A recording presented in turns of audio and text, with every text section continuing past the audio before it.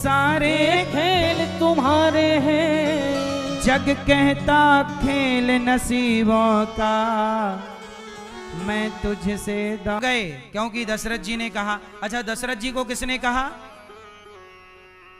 कैकई ने। कैकई को किसने कहा? मंथरा ने। अच्छा, मंथरा ने क्यों कहा? सुनो, जब राम राजा बनने लग गए तो देवता घबराए। राम राजा बनने लग गए तो कौन घबराया? आप लोग ना वास्तविकता नहीं जानते। राम के वनवास जाने में कारण कौन था, ये बताओ। मूल राम के वनवास का मूल कारण क्या था? कौन जिम्मेदार है? जिम्मेदार का नाम बताओ। कौन जिसके कारण राम वनवास? कारण बोलो, किसके कारण राम वनवास गए? जोर से, मुझे सुनाई नहीं पड़ रहा। किसके कारण वनवास गए राम? जोर से। लंकिनी? कौन? लंकिनी कहां घुस गई बीच में? हैं? कैकई। देखो, कौन? रावण। आप कौन? सुनो, अब आप लोग क्या कह रहे हैं? कैकई, मंथरा, रावण। ठीक है, आप लोग अपनी समझ से सही कह रहे हैं, पर ये कोई भी कारण सही नहीं है। आओ, अब मैं सही व्यक्ति को लाके खड़ा करता हूं आपके सामने, जो राम के वनवास का कारण है। और ना कारण कैकई है, ना मंथरा है, खेल कुछ और है। मैं वही तो खेल समझाना चाह रहा हूं। ये सारे खेल तुम्हारे हैं, जग कहता खेल नसीबों का। सुनो जरा, मैया, ओ वीडियो वाली मैया, कथा बस ना सुनो, बस हम वीडियो बनाएंगे महाराज जी। वीडियो आ गए? हाँ, आ गए, आ गए। सुन लो मेरी माँ, वीडियो काम ना आएगी, कथा का ज्ञान काम आएगा। सुनो, राम वनवास गए। दशरथ जी ने कहा वनवास जाओ। दशरथ जी को किसने कहा? कैकई। कैकई को किसने कहा? मंथरा। पर मंथरा के आगे भी कुछ खेल था, जो खेल आप तो समझे ही नहीं। आओ वो खेल समझाता हूं।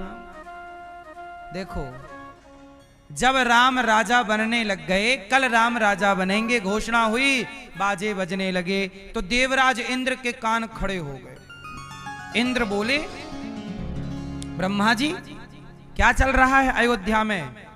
बोले, राम राजा बनेंगे, राम राजा बनेंगे। इंद्र बोले, नहीं नहीं नहीं, यदि राम राजा बन गए तो हमारा तो काम खराब हो जाएगा। क्या काम खराब? बोले, राम प्रभु गए रावण को मारने और राजा बन के बैठेंगे, रावण कब मरेगा? इसलिए आप कुछ ऐसा करो कि राम राजा ना बने। ये कौन बोल रहा है? इंद्र बोल रहा है। कौन बोल रहा है मेरी माँ? इंद्र बोल रहा है, राम राजा ना बने। अच्छा, ब्रह्मा जी बोले, फिर मैं क्या करूं?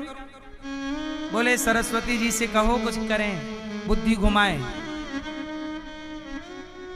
सरस्वती जी को आज्ञा ब्रह्मा जी ने जी, देवी जाओ, देवताओं का काम सिद्ध करो, क्योंकि राम गए ही देवताओं का काम सिद्ध करने हैं।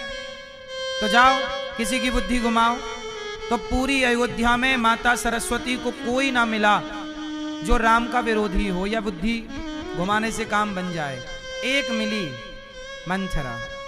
तो सरस्वती जी ने बुद्धि घुमाई मंथरा की। देवराज इंद्र ने बुद्धि घुमाई ब्रह्मा जी की।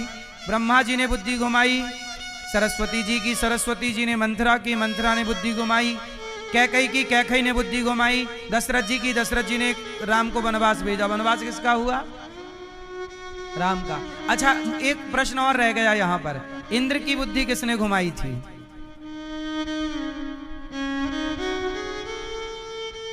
नहीं नहीं बताओगी ना मैया? क्यों? मैया बताओ, इंद्र की बुद्धि किसने घुमाई? आप नहीं?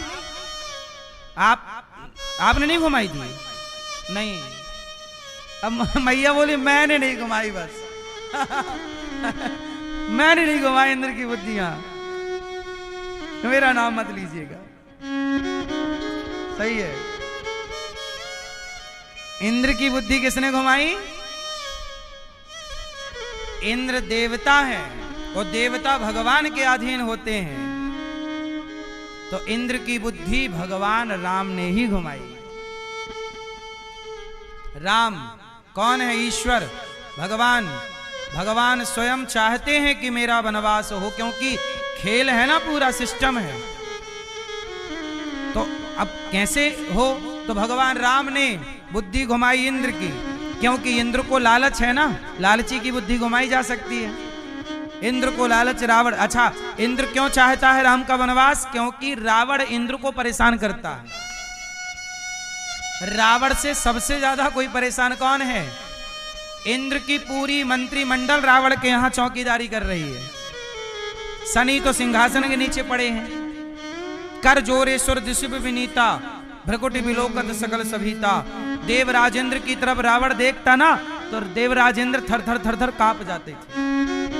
रावण इतना पावरफुल कि रावण का बेटा मेघनाथ एक बार इंद्र को बांध के ले आए। यहाँ चलो, यहाँ चला इंद्रजित अतुलित जोधा। वो क्या नाम रावण के बेटे का नाम? मेघनाथ। मेघनाथ चला इंद्र को पकड़ने, और इंद्र को पकड़ के ले आए। ए इंद्र चलो लंका में ले आ, बांध दिया। मेघनाथ ने बांध दिया इंद्र को, महीनों तक कैद रहे। फिर ब्रह्मा जी ने छुड़ाया। ब्रह्मा जी ने कहा नहीं, ये देवताओं के राजा हैं, ये बंदी नहीं हो सकते, आप दो। तो मेघनाथ बोला कि फिर हमें कुछ चाहिए। तब ब्रह्मा जी ने बिना तपस्या, ब्रह्मास्त्र जो होता है ना, उसके लिए तपस्या करनी पड़ती है। लेकिन एक रावण का बेटा मेघनाथ ऐसा है जो बिना तपस्या के पा गया। इंद्र को बंदी बना लिया, किडनैप कर लिया, और छुड़वाने के लिए लाओ ब्रह्मास्त्र, लाओ ब्रह्मास्त्र दोगे तब छोड़ूंगा। ब्रह्मा जी ने ब्रह्मास्त्र दिया। ये वही ब्रह्मास्त्र है जिससे शक्ति मारा ना, शक्ति बाण लक्ष्मण जी को, और हनुमान जी को बांधा। ब्रह्मास्त्र ते साधा कपि मन कीन विचार, जो न ब्रह्म सरमान्यो महिमा मिटई अपार। तो ये मेघनाथ बड़ा बलवान था। मेघनाथ एक बार नागलोक में जा इसने उत्पात किया। तब वासुकी ने सिलोचना को ब्याह दिया। नागों के राजा है वासुकी। कौन से राजा? वासुकी। नागों के राजा कौन? वासुकी। वासुकी की बेटी का नाम था सिलोचना। कौन? जबकि सिलोचना का विवाह वासुकी लक्ष्मण जी से करना चाहते थे। वासुकी नाग, अच्छा नाग राज हैं ये, और लक्ष्मण जी भी शेष नाग हैं, शेषावतार हैं। तो लक्ष्मण जी भी शेषावतार और वासुकी नाग। जब समुद्र मंथन हुआ था तब वासुकी नाग की तो रस्सी बनाई गई थी, सांप की रस्सी बनाई थी ना, वो नाग वासुकी उन्हीं की बेटी है सिलोचना। एक बार रावण ने नागलोक में जा इसने उत्पात किया। जब उत्पात किया तो मर ही नहीं रहा, नाग लोग मार ही नहीं पाए। तब मेघनाथ ने कहा कि तुम अपनी बेटी मुझे दो। तब जबरदस्ती सिलोचना से इसने विवाह कर लिया। जबकि वासुकी जी ये चाहते थे कि मेरा विवाह, बेटी का विवाह लक्ष्मण जी से करूंगा, क्योंकि वो शेषावतार है, हमारे वंशावली के। तो ये इतना बलवान था रावण, इतना बलवान। इसलिए देवता चाहते थे कब ये रावण मरे, कब हम छुट्टी पाएं, क्योंकि ये बड़ा दुष्ट था। साधु संतों को परेशान करे, देवताओं को परेशान करे, देवताओं की पत्नियों को परेशान करे। किसी की भी पत्नी के पास जाके बैठ जाए, किसी की क्या ताकत कि उसको कोई बिगाड़ सके कुछ। ऐसा रावण था ये। तब देवताओं ने कहा प्रभु आप सिंहासन पे मत बैठो, राजा वाजा बाद में बन जाना, पहले इसको निपटाओ। तो क्या करें? तब देवराज इंद्र, भगवान राम ने इंद्र की बुद्धि घुमाई और इंद्र ने बुद्धि घुमाई ब्रह्मा जी की, और ब्रह्मा जी ने सरस्वती, और सरस्वती जी की बुद्धि सरस्वती जी ने मंथरा, मंथरा ने बुद्धि घुमाई कैकई की, और कैकई ने बुद्धि घुमाई दशरथ जी की, और वनवास हुआ राम का। और शुरुआत कहां से हुई थी? राम से। बदनाम तो यूं ही कैकई है, बदनाम तो यूं ही मंथरा है, ये सारे खेल तुम्हारे हैं, ये सारे खेल तुम्हारे हैं। जग कहता खेल नसीबों का, इसलिए जो समझ गया कि ये खेल परमात्मा का है वो दुखी नहीं है, परेशान नहीं। इसलिए कहता हूं ईश्वर के खेल को समझो, ईश्वर के खेल को। ये परमात्मा का खेल, मैं भी ईश्वर के खेल का एक हिस्सा हूं, आप भी ईश्वर के खेल का एक हिस्सा है। जैसे मंथरा उनके खेल का हिस्सा बन गई, जैसे कैकेयी उनके खेल का हिस्सा बन गई। ईश्वर बनाते चलते हैं, तू मेरे खेल का हिस्सा, तू मेरे। रावण राम के खेल का एक हिस्सा रावण भी है, राम के खेल का हिस्सा माता शबरी भी है। ये सब खेल का हिस्सा है, सब सिस्टमैटिक है। तो अब ये जानने वाला सुखी है, इसलिए संत ये सब जान जाते हैं। जादूगर के खेल को उसके साथी वाला जान गया, इसलिए संत लोग भगवान के खेल को जान जाते हैं। इसलिए संत लोग भगवान से क्या कहते हैं, हमें तुमसे भी कुछ नहीं चाहिए, कछु लेना ना देना मगन रहना। संत लोग भगवान से कहते हैं हमें तुमसे कुछ नहीं चाहिए, तुम्हारा खेल हम समझ गए, कुछ नहीं। संत लोग भगवान से भी कहां कुछ चाहते हैं, समझ गए ना वो। आप भी थोड़ा समझो, दिन भर रोते रहते हो, दिन भर परेशान रहते हो। अब हुआ क्या, देखो राम चले वनवास, और जब राम वनवास चले तो राम के वनवास में मुख्य कारण कौन था, स्वयं राम। राम की मर्जी के बिना पत्ता नहीं हिलता। राम साक्षात नारायण है, राम साक्षात भगवान है, और भगवान की मर्जी के बिना क्या मजाल के कोई छू कर ले, बोलो। अच्छा सच बताओ, इस देश में भ्रष्टाचार हो रहा है, तो क्या नेताओं को, क्या सरकारों को पता नहीं है?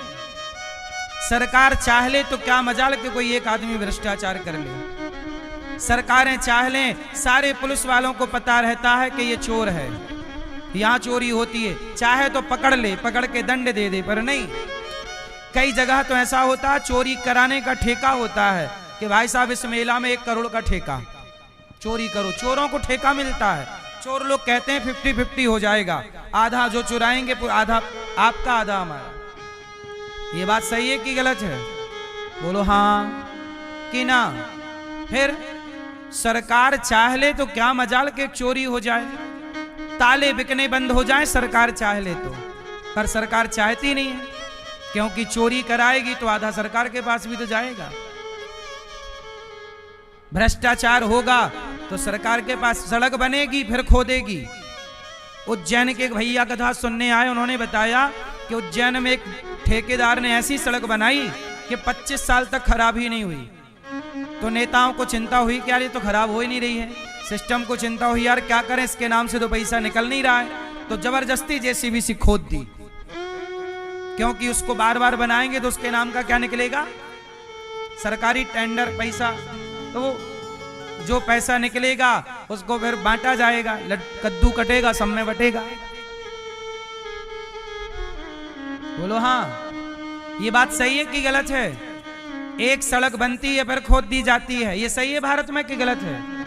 हो रहा है ना, इसका मतलब भारत में भ्रष्टाचार है, और ये भ्रष्टाचार सब जान रहे हैं। मोदी जी को भी पता है, राष्ट्रपति जी को भी पता है, पर है पता सब। सरकार चाह ले तो क्या मजाल की चोर एक्टिव हो जाएं, क्या मजाल के कुछ हो जाए गड़बड़। कड़ा कानून नहीं है। ऐसे ही बिना भगवान की मर्जी के कुछ नहीं होता। इसलिए कहता हूं कि साहब, राम का वनवास राम की मर्जी से हुआ। इसके लिए एक उदाहरण हमारे संतों ने दिया कि देखो, एक व्यक्ति आम को देखा, रास्ते से जा रहा था, आम का बगीचा मिला, तो आम को देखा। तो देखा किसने? आम को देखा किसने? आंखों ने।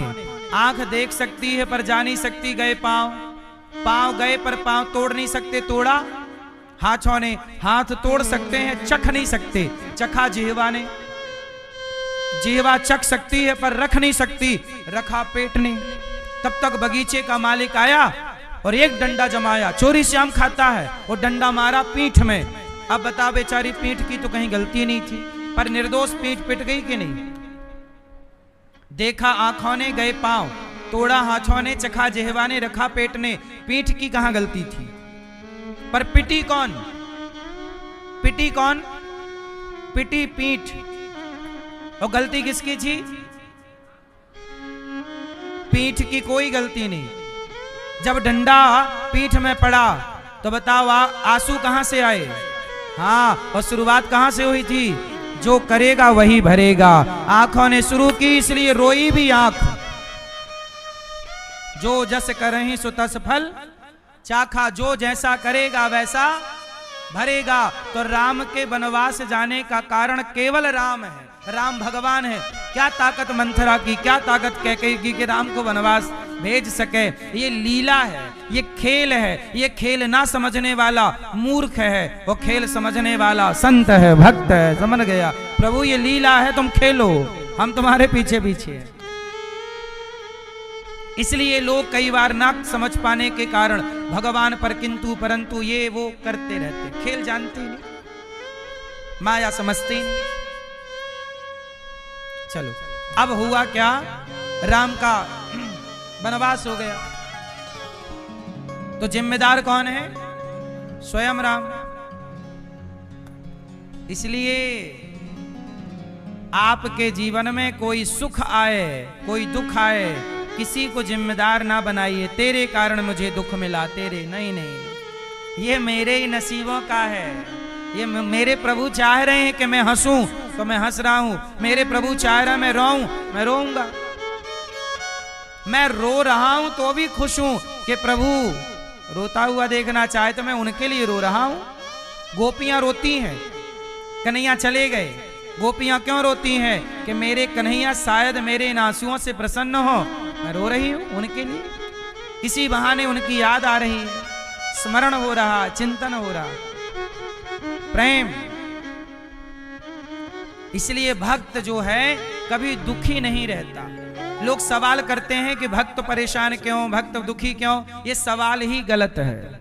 जो भक्त होगा वो दुखी नहीं होगा, और जो दुखी है वो भक्त। सिंपल। मैया समझ में आई?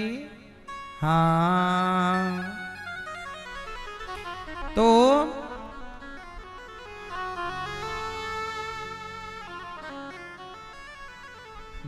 भगवान अब यम प्रव्रजंत मनुपेतमपेत कृत्यम द्वैपायनो विरह का तर आजुहाव पुत्रेति तन्मयतया तरवोभिने दुस्तम सर्वभूत हृदयम मुनिमान तोष्मि। सुखदेव जी प्रकट हुए, चल पड़े। 88,000 संतों के बीच में जब सूत जी आए, सब सूत जी का, शौनक आदि ऋषि ने खड़े होकर सूत जी का स्वागत किया। सूत जी से कहा शौनक आदि ऋषियों ने कि हमें कथा सुनाइए। कौन सी कथा? जिससे भक्ति ज्ञान विरागाप्तो विवेको वर्धते महान। ऐसी कथा सुनाइए भक्ति ज्ञान वैराग्य बढ़ जाए। तब सूत जी ने कहा कि एक बार देवताओं के राजा इंद्र ने कथा सुनने का प्रोग्राम बनाया, और राजा परीक्षित जी को शुकताल में जब सुखदेव जी परीक्षित जी को भागवत सुना रहे थे तो देवताओं के राजा आए, कहा सुखदेव जी कथा हमें सुना दो। सुखदेव जी ने कथा इंद्र को नहीं सुनाई। क्यों? इंद्र अधिकारी नहीं। जब इंद्र का कथा नहीं सुनाई तो इंद्र को ऐसा लगा मेरा अपमान हुआ। तब इंद्र गए ब्रह्मलोक, तराजू बांधी, एक पलड़े पर भागवत जी को रखा, दूसरे पलड़े पर भागवत जी के साथ साथ स्वर्ग के सुखों को रखकर तौला। भागवत जी का पलड़ा भारी था। देवराज इंद्र को भी भागवत नहीं सुनाई सुखदेव जी ने। भागवत सुनने के अधिकारी सब नहीं हैं। क्यों? भागवत के अधिकारी सब हैं। जैसे परमाणु बनाने के अधिकारी सब नहीं है, सारे देश को कहां इजाजत है? परमाणु बनाने की खबर मिल जाए तो देखो, अमेरिका पटक दे बम, तुम नहीं बनाओगे। ईरान को रोक रहा तुम परमाणु शक्ति मत बनो, यही तो युद्ध चल रहा है। परमाणु शक्ति ना बनने का और बनने का ही तो युद्ध है। फिर मतलब कुछ ज्ञान ऐसा है कि उस ज्ञान के अधिकारी सब लोग, परमाणु का ज्ञान, भाई ये ज्ञान तुम्हें नहीं होना चाहिए, नहीं तो तुम परमाणु बना लोगे और पता नहीं क्या नुकसान कर दो देश को, दुनिया को। इसलिए कुछ ज्ञान ऐसा है जिस ज्ञान के अधिकारी केवल भक्त लोग होते हैं। जो भगवान के परम भक्त हैं वो भागवत जी के अधिकारी हैं। आप जैसे भक्त देखो ना, 3-3 घंटा यहाँ पर हमारी कुछ मैयाएं भैयाएं तो घर पर टीवी के सामने 3-3 घंटे बैठकर कथा सुनते हैं। तो आप अधिकारी हैं कि प्रेम करते हैं प्रभु से और आप कथा सुनते हैं। देवराज देवताओं के राजा इंद्र को भी कथा नहीं सुनी, सुनाई गई, तब इंद्र ने तौला, भागवत जी से भगवान प्रकट हुए। भागवत जी कौन है? प्रत्यक्ष भगवान का स्वरूप है। इसलिए भागवत सुनने से, जब आप भगवान की कथा, भागवत की कथा सुनते हैं तो भगवान आपकी व्यथा सुन लेते हैं। भगवान आपकी क्या सुनते हैं? जोर से, व्यथा।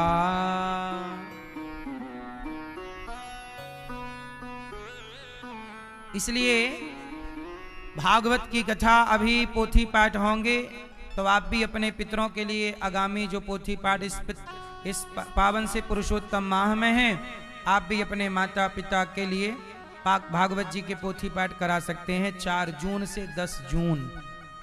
और आप भी ये सुंदर सा पुरुषोत्तम माह का लाभ ले सकते हैं। बार बार नहीं आता ये पुरुषोत्तम माह, विशेष महीना है ये, 3 वर्ष में एक बार आता है। अब क्या हुआ? इंद्र का अभिमान चूर हुआ, भागवत जी से भगवान प्रकट हो गए, इंद्र चरणों में गिर पड़े, क्षमा मांगी। एक बार ये भागवत जी देवर्षि नारद जी ने भी सुनी और भक्ति ज्ञान वैराग्य परेशान हैं, उन्होंने भी भागवत सुनी। किन्होंने सुनी? भक्ति महारानी ने। ज्ञान, उनके पुत्र का नाम है ज्ञान और वैराग्य। सोचिए, भक्ति भी भागवत सुनती हैं। और फिर उनका दुख दूर हुआ। भागवत नारद जी ने सनकादियों से सुनवाई, भागवत सुनी। सदा सेव्या सदा सेव्या श्रीमद् भागवती कथा, यस्याः श्रवण मात्रेण हरिश्चित्तम समाश्रये।